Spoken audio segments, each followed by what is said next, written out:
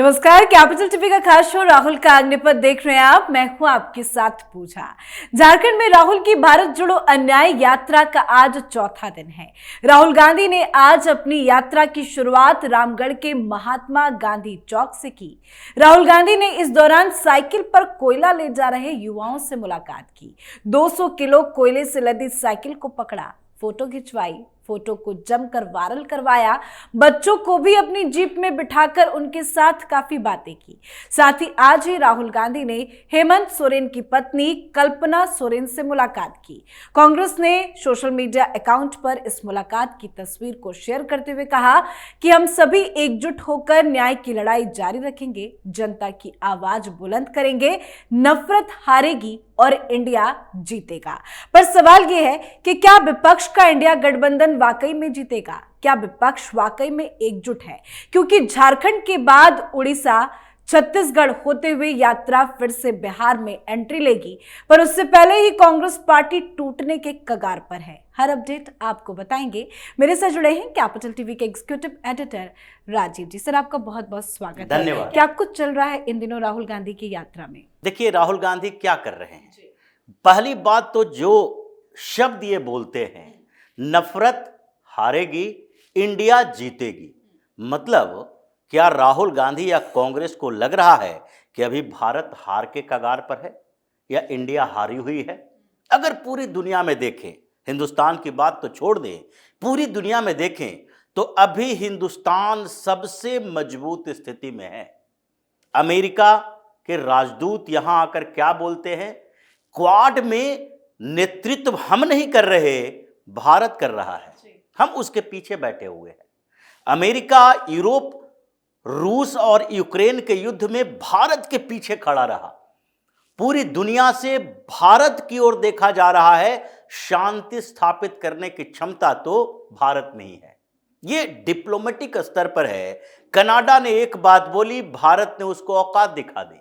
मालदीव में भारत के खिलाफ हंगामा चल रहा है। विपक्षी पार्टियां वहां की है, मुइज्जी सरकार के खिलाफ इंपीचमेंट लाने की बात कर रही है। संसद में लात जूते चल रहे हैं। अगर पाकिस्तान में जाकर देखें, पाकिस्तान के लोग रो रहे हैं कि भारत अपनी नजरें टेढ़ी कर लिया है। ये अटल बिहारी वाजपेयी की सरकार से भी इनकी तुलना कर रहे हैं कि भाजपा की सरकार तो वो भी थी, लेकिन फिर भी वहां से यहां तक आते हुए सफर ज्यादा टेढ़ी हो गई है। अभी पाकिस्तान का नाश करना ही हिंदुस्तान का मकसद है कि जब तक आतंकवादी भेजोगे तब तक हम तुमसे न बातचीत करेंगे और न तुम्हें किसी भी प्लेटफॉर्म पर छोड़ेंगे। अगर अरब में देखें तो अभी सबसे ज्यादा मुस्लिम कंट्रीज जो है, इस्लामिक कंट्रीज, 57 इस्लामिक कंट्रीज, वहां भारत की पहुंच ऐसी है कि पाकिस्तान और तुर्की को भी वो देश बाहर भगा देते हैं अगर भारत के खिलाफ कोई प्रस्ताव लाता है तो। अब इससे बड़ी जीत और क्या क्या हो सकती है? अगर राष्ट्रीय लेवल पर देखें कि देश के अंदर हमारी अर्थव्यवस्था बढ़ती जा रही है, चौथी, तीसरी, अब हो सकता है कि 10-15 साल बाद पहली बड़ी अर्थव्यवस्था हो जाए, जिस गति से ग्रोथ हो रहा है हर जगह। चाहे आप देखें इंडस्ट्रियल लेवल पर, इंडस्ट्री यहां पर अभी प्रोडक्शन बेस्ड अर्थव्यवस्था जिस तरीके से आगे बढ़ रही है, दूसरे देश की फैक्ट्रियां आ रही है। हांगकांग में भी निवेशक छोड़ रहे हैं और यहां पर आ रहे हैं फैक्ट्री बनाने के लिए। मतलब हर जगह पर अर्थव्यवस्था की बात तो छोड़ दीजिए, करप्शन के लेवल पर देखें तो हर लोगों की जुबान पर है कि नेता हो या बिजनेसमैन, किसी भी करप्ट को छोड़ा नहीं जाएगा। और ये कांग्रेस के चंद टुच्चे साहिब के नेता जो हैं वो कह रहे हैं नफरत हारेगी, इंडिया जीतेगा। नफरत तो हार चुकी है 2014 से पहले ही।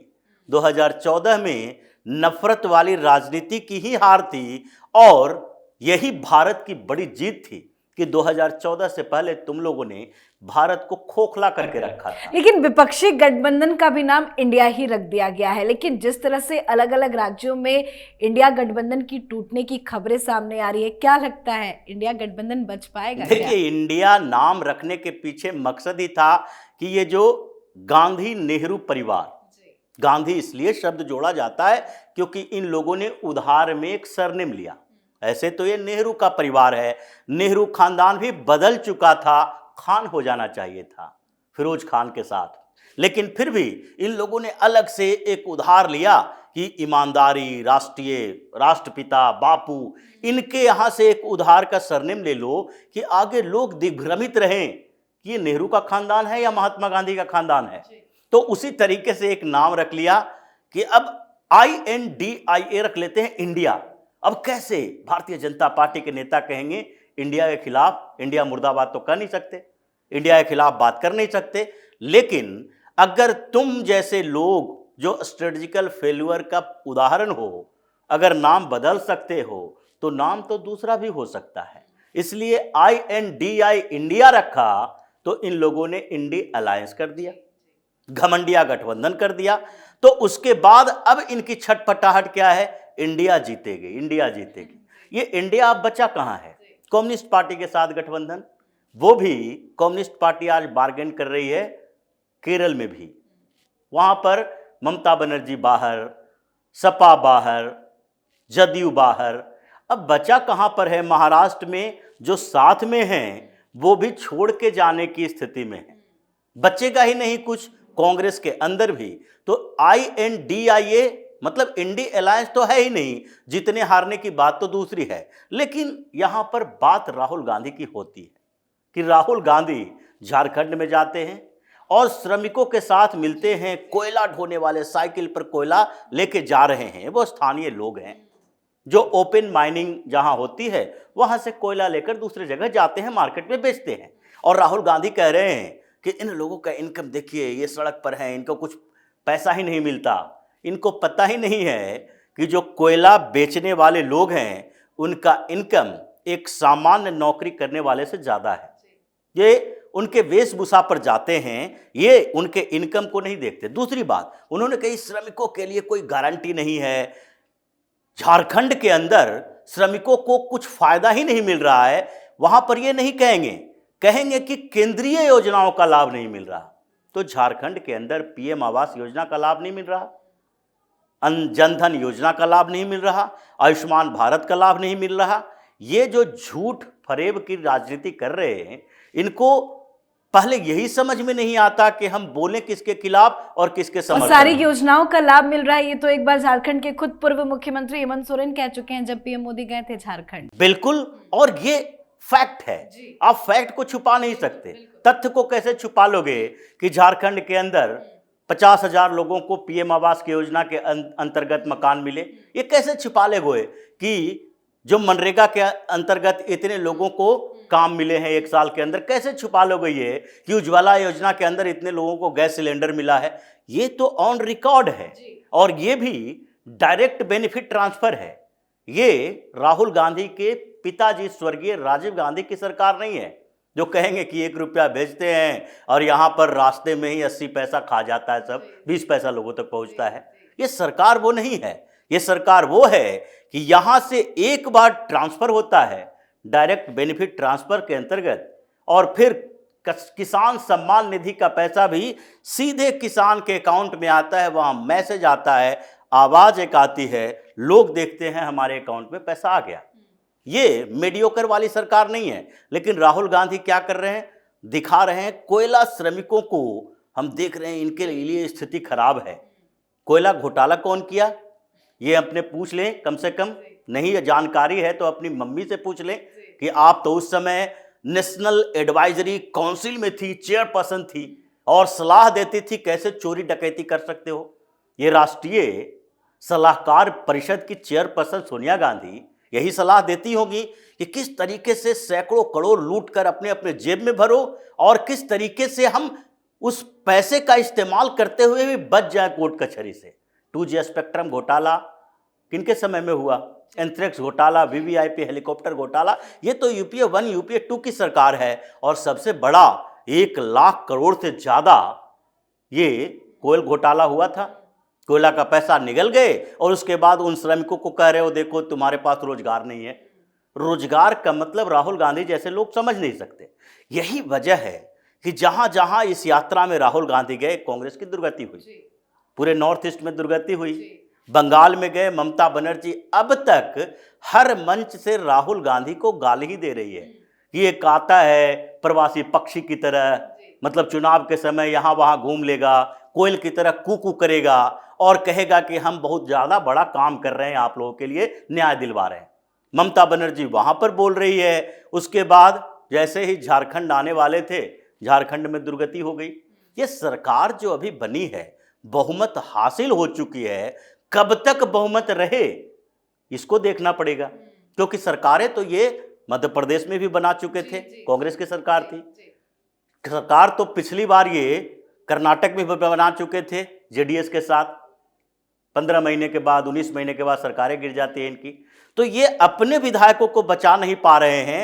झारखंड में वही हाल, उड़ीसा में इनकी औकात नहीं है, छत्तीसगढ़ में जाएंगे, पहले सरकार गिर चुकी है। और वहां पर तो एक और नया मामला है, ये सरगुजा जाने वाले हैं छत्तीसगढ़ के अंदर, और वो एरिया जो है वो है टीएस सिंहदेव का। और वहां पर पहले से इन्होंने क्या किया, सचिन पायलट और इन लोगों को पहुंचा दिया छत्तीसगढ़ कि जाओ समझाओ बुझाओ, क्योंकि वहां प्लानिंग ये थी कि वहां के लोग कह रहे थे कि हमारे सिंहदेव साहब को इसने सीएम बनने से रोक दिया। कम से कम 2.5 साल सीएम रह जाता हमारा एरिया का आदमी, जिसे वो राजा मानते हैं, वो अगर 2.5 साल सीएम रहते, बाद में तो सरकार गिरनी थी, खत्म होनी थी, हारनी थी। लेकिन उसके खिलाफ इतना गुस्सा है वहां के लोगों के अंदर कि राहुल गांधी की यात्रा के दौरान वो लोग उनका विरोध करने वाले थे। सचिन पायलट 2 दिन पहले ही वहां जाके समझौता करवा रहे हैं, किसी तरह से बचा लो, क्योंकि राहुल गांधी के साथ यात्रा में भूपेश बघेल चलता है, टीएस सिंहदेव नहीं चलते। और कहीं भी आप देखिए यात्रा में जहां राहुल गांधी गए हैं, क्या वहां पर पहले से कोई टीम गई है? ये टीम पहली बार गई है छत्तीसगढ़ के अंदर, क्योंकि वहां पर डर है कि लंबा विरोध होने वाला है और टीएस सिंहदेव के समर्थक हैं जो उनके समझाने से भी मानने वाले नहीं हैं कि आपको तो कुछ समय के लिए डिप्टी सीएम बना दिया, लेकिन सीएम बनने की जो तमन्ना थी रह गई वैसे ही। उसके बाद जाएंगे बिहार। फिर बिहार में क्या चल रहा है? सारे विधायकों को तो शिफ्ट कर दिया इन लोगों ने हैदराबाद। क्यों शिफ्ट किया? बिहार में चुनाव तो है नहीं अभी। बिहार में नीतीश का बहुमत साबित करना है, बहुमत नीतीश कुमार को साबित करना है, और तुम अपने विधायकों के टूटने का खतरा देख रहे हो। अगर तुम्हें साबित करना था झारखंड के अंदर, तुम अपने विधायकों को एकजुट करके ले गए वहां पर, कोई बात नहीं है। बिहार में अभी साबित करना है बहुमत नीतीश कुमार को। अगर जदयू और भारतीय जनता पार्टी के विधायकों को गुड़गांव ले जाया जाता, अलग बात थी, वो नीतीश कुमार अपने विधायकों को कहीं शिफ्ट करते कि टूट न जाए। लेकिन कांग्रेस डरी हुई है। पिछली बार जब कांग्रेस की यात्रा गई थी, राहुल गांधी गए थे बिहार में, उस समय इनके विधायकों ने मीटिंग की थी। 19 विधायक हैं, सबको बुलाए थे अपने पास, लेकिन उसमें से 7 विधायक वहां पहुंचे नहीं। इसके बाद डर और ज्यादा पैदा हो गया कि ये विश्वास मत प्राप्त करने से पहले ही ऐसा न हो कांग्रेस टूट जाए, और टूटने के आसार हैं। और इसीलिए ये लोग अपने विधायकों को जोड़ जोड़ कर हैदराबाद ले जा रहे हैं। मतलब हो सकता है कि बिहार में री एंट्री करें और उससे पहले वहां पर भी दिखाई पड़े कांग्रेस टूट गई है, विधायक गायब हो गए हैं। अब फिर क्या होगा राहुल गांधी का? क्योंकि ये तो जो पूरा का पूरा चुनाव होता है, ये अवधारणा होता है। परसेप्शन जिसके पक्ष में है उसके पक्ष में लोग जाएंगे, परसेप्शन अगेंस्ट है तो कुछ देखा नहीं जाता है। राहुल गांधी के साथ ऐसा ही हो रहा है, इंडिया अलायंस के साथ ऐसा ही हुआ, एक एक करके छोड़ के चले जा रहे हैं, परसेप्शन अगेंस्ट है। राहुल गांधी के लिए ऐसा ही है कि वो संगठन न बना पाते हैं, न कोई काम कर पाते हैं, न लोगों को अट्रैक्ट कर पाते हैं। ये करते क्या हैं? राजनीति के जोकर की तरह इधर उधर जाके तस्वीरें खिंचवाएंगे और कोशिश करेंगे कि लोग इनको विशेष से सामान्य समझ लें। ये छवि सुधार आंदोलन जो है, लेकिन वो होने वाला नहीं है। जहां जहां जाएंगे कांग्रेस की दुर्गति होगी। और इसलिए प्रशांत किशोर जो इनके पुराने साथी हैं, वो इनकी पार्टी में आने वाले भी थे, लंबी बातचीत चली, वो भी आज कह रहे हैं कि जब युद्ध की स्थिति हो कमांडर को हेडक्वार्टर में रहना चाहिए, देखना चाहिए जोड़ के, ये उधर उधर भ्रमण करने की जरूरत नहीं है। राहुल गांधी यात्रा में गए हैं और वो हर जगह कांग्रेस को बर्बाद करके ही आएंगे। बिल्कुल सर, बहुत बहुत धन्यवाद समझाने के लिए। तो झारखंड में चंपई सोरेन की सरकार फ्लोर टेस्ट में पास हो गई है, पर अभी बिहार में भी फ्लोर टेस्ट होना है। पर फ्लोर टेस्ट से पहले कांग्रेस के विधायकों को हैदराबाद में शिफ्ट कराया गया है। कांग्रेस पार्टी में टूट की खबर है। देखना होगा बिहार में अब क्या कुछ बड़ा खेल होता है। पर जहां जहां राहुल गांधी जा रहे हैं, उनके स्वागत से पहले ही बड़ा धमाका होने की खबर सामने आ जाती है। और अब बिहार में कांग्रेस पार्टी में बड़ी टूट की खबर है। इस पर आप अपनी राय कमेंट कर लिखें। देखते रहिए कैपिटल टीवी। नमस्कार।